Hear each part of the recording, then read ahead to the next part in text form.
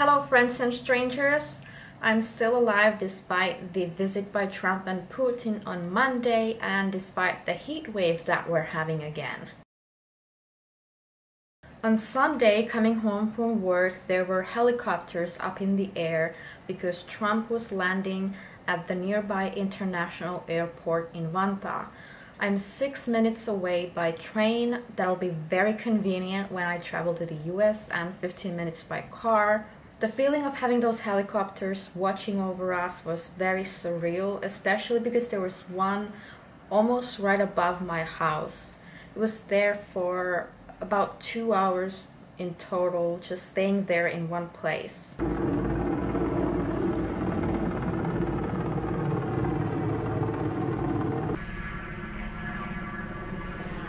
Guess what?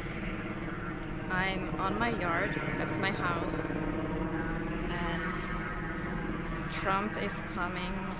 But the good news is that in the end they didn't come and get me because I'm such a progressive little feminist. As to the Helsinki summit itself, we all know by now that it was a total disaster for Trump. I really hope that Americans will demand for something better, like I discussed in my last video. I want to see this country live up to its purported ideals of freedom, justice, and liberty for all. I think it's only right to try to make the country even better than it is right now in terms of things like equal opportunity, quality education, and affordable health care. Right now we have this threat of Handmaid's Tale looming over us. So I might not have told this in my previous video, but in May we had a heat wave, and now we have another heat wave. In May and June it did not rain for over a month until, of course, the Midsummer's Festival. It's like a curse. Back in May, June there were forest fire warnings. Now the forests are actually on fire in the Arctic Circle. I mean, somebody has to save Santa Claus from the fire. Kids will be upset when Christmas comes and they're not getting any presents. Parents, you don't want to have that nightmare. So it's not common to have degrees above 30 degrees Celsius for longer periods of time in Finland. Now the records are broken even in Lapland, the northernmost part of the Fenno-Scandinavia, Norway, Finland and Sweden. And the funny thing is that I think in May they still had snow on the fells especially, and now they have forests on fire. I mean, what kind of apocalypse is this? My personal suffering is that I have windows on only one side of the building, and I get sunshine from sunrise to sundown, which by now is 4:30 a.m. until 10:20 p.m. So it's 30 degrees Celsius outside, it's the same inside, and it feels infernal. Finnish houses are extremely insulated because of cold winters, but not air conditioned so much. We are not prepared to have these kind of summers. I just feel really stressed that I can't get away from the heat. So there's nothing I can do about the heat in my apartment. I can only take cold showers. I can put a ice gel pack behind the nape of my neck. Next week I'll have some night shifts, and I don't know how I'll be able to sleep in this apartment during the daytime. I mean, at least outside there's like a perfect breeze, but inside the air is not moving. I have my fan on even right now, but it just circulates the hot air, and that doesn't help at all. I just had some days off, and I tried to spend as much time outside as I could, either on the beach or on the yard, because it's just so much more comfortable. And with the night shifts in mind, I was wondering if I should sleep somewhere outside. I don't know. So I still have 6 shifts from Saturday to Friday before my annual leave for 3 weeks begins. Yeah.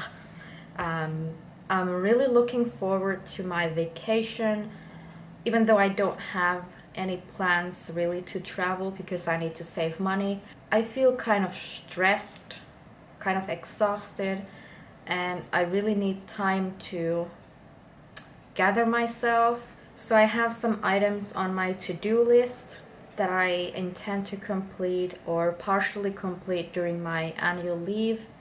But this past week I already got to run some errands. First of all, I bought $300 because the exchange rate was $1 to 90 euro cents. This is my strategy for saving some money because I won't be able to use dollars here. I would have to change the money back to euros. Another reason is that I will need $250 in cash in order to open an American bank account.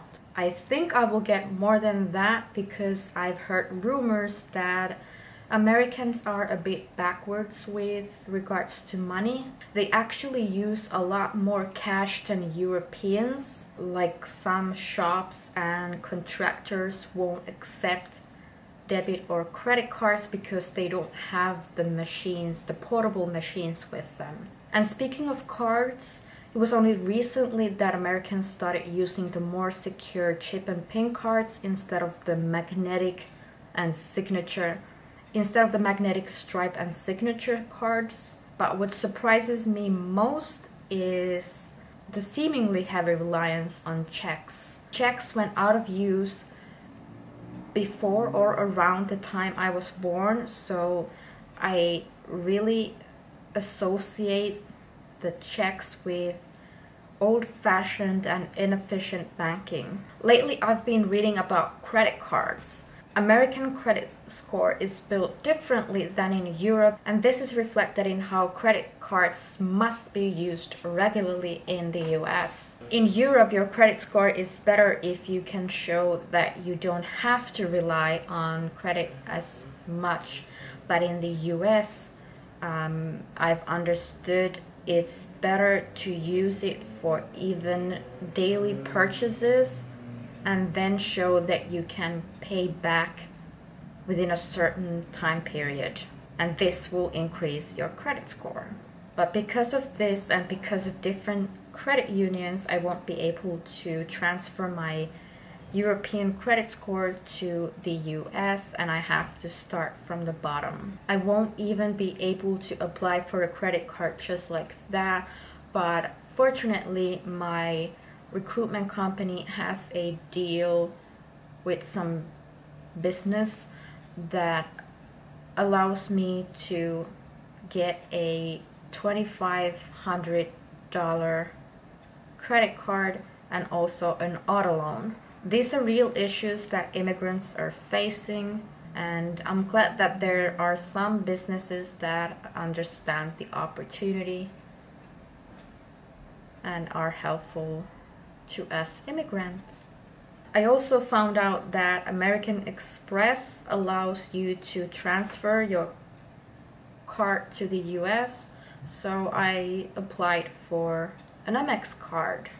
While I was already at the mall exchanging money, I went to get some passport photos. I needed one Finnish size passport photo for my international driver's license, which is a new requirement for immigrants, and I also needed 8 US size passport photos, 2 of which I'll bring to the medical exam and 6 of which are required at the embassy during exit interview. These photos cost me $45, but the photographer printed 6 Finnish photos when I only wanted one. I guess it was because she couldn't print just one picture. I don't know. The following day I took one of those photos and my IDL application and a photocopy of my Finnish driver's license to the local office authorized to issue IDLs. The US only accepts the 1949 driver's license which is valid for a year, and this cost me $29, and I'll be able to pick it up next Wednesday. I'll show you what it's like. While I was about to pay for the IDL, I got a phone call from my health center, and I had to excuse myself because that was a really important call.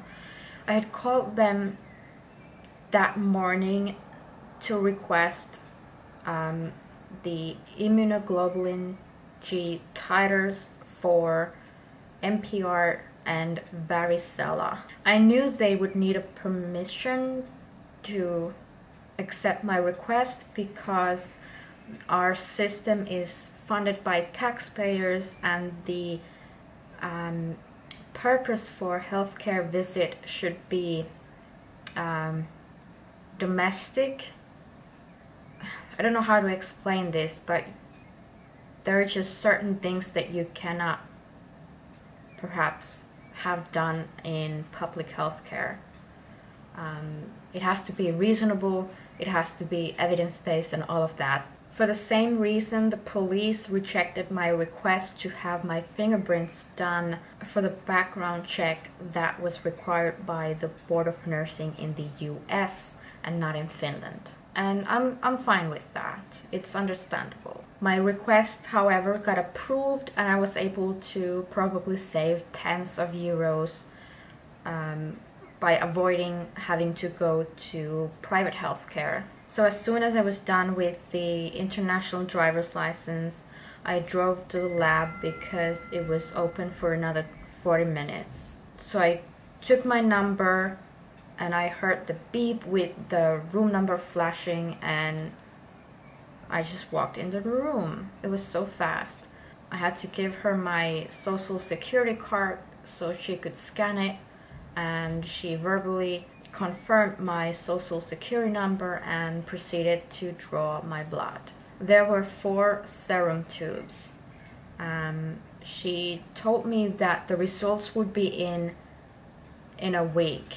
And in my head I was already planning that I would get my Tdap booster next Friday so that I will be able to bring my full comprehensive vaccination record to that visit. When I got home, however, I got online, checked my online health record, and I noticed that one of the titers was incorrect. Instead of mumps, they had ordered pertussis. My request was documented correctly, and I think the thought mistake happened because the Tdap was mentioned as well. Tdap includes pertussis, and that's how they got mixed up.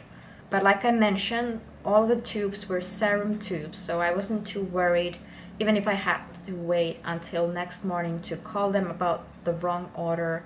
It so happened that when I called them, and they still called me back to confirm that the lab indeed was okay, that they could take the mumps from one of those tubes. So next Friday I'll get the boostrix, and I'll bring my consolidated vaccination record in English, and I'll also bring my original documents. So I'll get a kind of authorization from the PHN. I really like to keep things organized. I don't like having pieces of information in different documents. Like right now I have my child health booklet, I have several printouts with different information, and I just want everything on one page with everything in English so it's understood by American employers. I don't know if my plan will work out, but it's worth trying. I don't have anything to lose.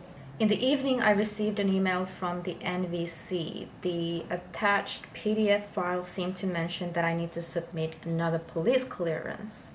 There were instructions as to how to make sure that it's the right document, which is funny because there's only one kind of document that you can ever even order in Finland. But they still instructed that I go to the DOS website. The instructions on this PDF file were written in English but with Greek alphabet. So it took a little bit of time to decrypt the message. So the only reason I could think of why my police clearance was rejected was that the previous already expired police clearance was submitted by mistake, and I couldn't help myself but to call the NVC right then and there. I used Google Hangouts for a free international call, and to my surprise, the call was picked up immediately after I had chosen the right options with the robot. The representative told me that my case is actually complete and this PDF instruction was some kind of mistake. I should just bring my police clearance to the exit interview. It was a bit confusing because there was a mention of missing or need for further clarification and a return label, but I was satisfied when she confirmed to me that at this time I don't need to do anything and that my case is complete, waiting to be scheduled for exit interview. And I know that the Helsinki embassy will schedule on an average of 2 weeks, so maybe I'll be able to catch up. If you have watched any of my previous videos, you'd know that I wasted 5 months when my first I-140 petition was denied. Now, like I said, I'll work from Saturday until Friday morning. That'll be around 60 hours in total, but I'm trying to get through it because I'll start my 3-week vacation. I don't have plans to travel really because I want to save money. Instead, I do intend to organize stuff, throw away some, sell whatever I can. I'll need to figure out shipping later because I still don't know where in the US I'll be assigned to. This will only be revealed to me after my visa is issued. I mean, I will get my job interviews with clients after that point, and hopefully the job will be confirmed before I leave Finland. So you know, there's the anticipation of the visa itself, but there's also the anticipation of knowing which city I'll be assigned to, or town for God's sake. So next up will be packet 4 with instructions for the medical exam and the exit interview. I'll keep you guys updated. Bye!